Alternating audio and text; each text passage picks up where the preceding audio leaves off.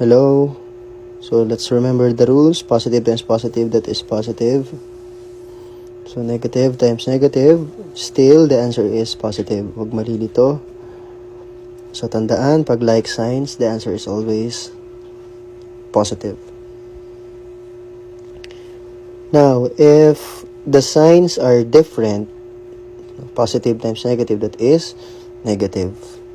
So kahit mabaliktad siya, still the answer is negative. So tandaan, unlike signs, the answer is always negative. Alright, so let's try to work on some examples here. So let's apply the rules. 8 times 4, both of them are positive. So the answer is positive 32. This is very simple.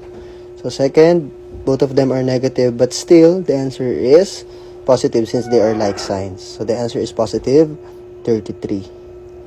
Next is 5 times negative 9. That's different sign. So the answer is negative 45.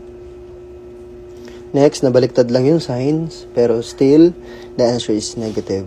So that is negative 12. So for the last question, you'll be the one to answer that. Comment your answer below. Thank you.